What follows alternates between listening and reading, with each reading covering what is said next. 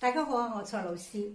咁今期嘅中年好聲音點評呢，我想同往常一樣，就係我睇到回放以後，我對邊首歌或者邊個歌手有啲感覺，我就去評佢。咁至於結果呢，就唔關我事嘅。我做點評呢，其實唔夠2個月嘅，但係我喺 Sydney 呢係成10年都喺度做緊點評，即係唔係網上啊，即係我同啲歌手呢喺歌手群度、喺朋友圈度，我係經常發出各種各樣嘅點評嘅。只不過最近呢2個月先開始喺網上公開咁樣點評，所以呢，我係為咗釋放我自己，即係好多年嘅思索同埋感悟同埋心得嘅啫。我唔在乎點讚啊、流量啊。有幾多粉絲啊？但係如果我得到一啲懂我嘅知音，我梗係會開心啦。因為每個老師咧係唔同經歷噶嘛，佢嘅音樂經歷係唔同嘅。佢同樣大家讚嘅歌手，但係佢嘅切入點、佢嘅側重點係唔一樣嘅。我就承認我係好注重聲音本質。第二，我好注重呢個歌手對於音樂嘅感覺，對於語氣嘅美感夠唔夠高級。凌晨同靜望期望變掉亮光，你我抱擁於陌生的地方，同遊連到下純白色的札幌，你是要永遠擁有這夜瘋狂。我想專門講一下，作為非粵語人去唱粵語歌，我點樣睇佢哋。首先，金海咧，我已經係第2次聽佢唱粵語歌，佢真係唱得好準，真係完全唔似非粵語人。當然啦，唱歌同講嘢係唔同嘅，音樂就係音樂，唔單止要發音準，最重要佢係咪同佢嘅音樂咁連埋一齊，營造咗一種動聽出嚟，呢個係重點。全香港啲人廣東話都好正啦，係咪個個都唱得歌先？梗係唔係啦。所以我一定要結合佢嘅音樂感、佢語氣感嚟評價佢點樣唱粵語歌，唔係淨係講佢發音準唔準。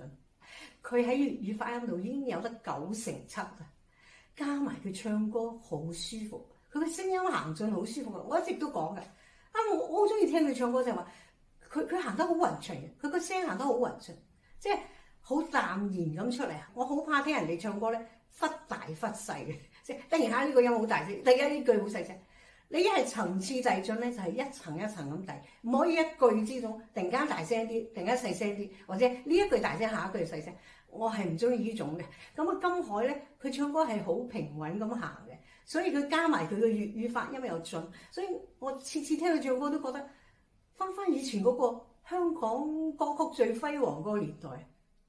好啦，跟住落嚟啊，丁丁就更加讓我驚豔，即係作為一個外國人，佢唱廣東歌唱得咁準咯，佢嘅咬字已經有9.5%嘅準確度啦，再加上佢帶嚟一啲陽腔，你知唔知？佢西人喺佢從細長大嗰個音樂環境中，佢感受佢薰陶嘅嗰啲腔調同我哋係唔一樣嘅。從音樂嘅行進同埋嗰個發聲腔調嚟講，佢帶俾我哋呢首粵語歌又有啲新意喎，真係噶，又有新意。廣東話本身發音係有啲硬嘅，如果你唱歌嗰時繼續呢種硬咧，喺音樂上佢就不微啦。我覺得好有新鮮感，即係作為我哋專業演藝人，我哋一定係追求變化，同埋追求合乎潮流。因為潮流行到今日，佢就係為今日嘅大多數觀眾服務。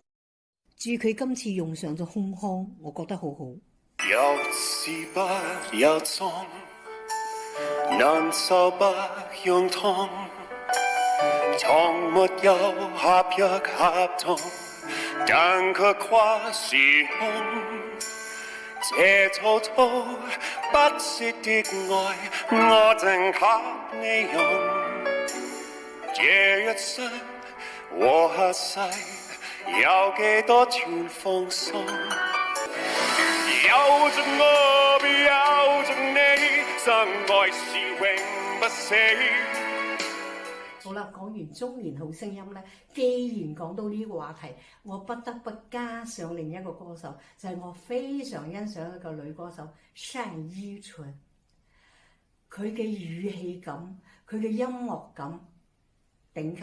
你唔好睇出道嗰時，好似深深一樣，佢喺好聲音嗰時同後尾幾年係唔同嘅，係有飛躍性進步嘅。即使係單依純都係，佢攞冠軍係攞冠軍，但係佢嗰時真係冇而家好。哇！佢而家唱乜嘢歌都好聽，就因為佢嘅音樂感好，佢嘅語氣審美好，呢個好重要嘅。所謂動人就係因為語氣動人啫嘛。你就算鄧麗君個年代，唔通鄧麗君把聲叻過所有當時啲歌手咩？唔係啊，佢就啲語氣好好聽，好嬌俏，好甜美。佢識得呢度屈一屈，嗰度滴一滴落翻嚟，呢啲個語氣有鹹醬，你覺得好親切，好動人。呢個就係語氣美感產生嘅魅力咯。我喺12月講咗一個視頻，就係話關於神詞。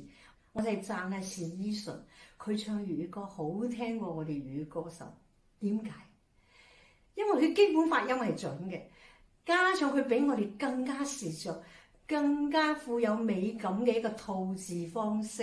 佢唱得好有味道，即係咩時候輕啲，咩時候重啲，咩時候拉長啲，咩時候嘆息咁唱，佢全部都行得好自然，好靚。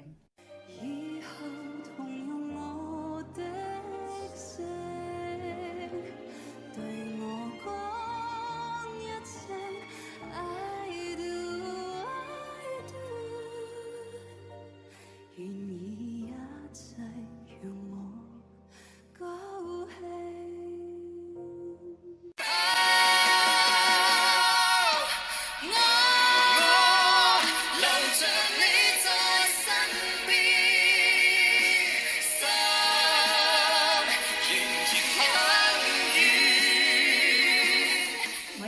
係有好大班嘅擁護者，我平時喺群入邊嘅點評，同埋我而家做嘅點評視頻，佢哋都係好贊成、好支持嘅。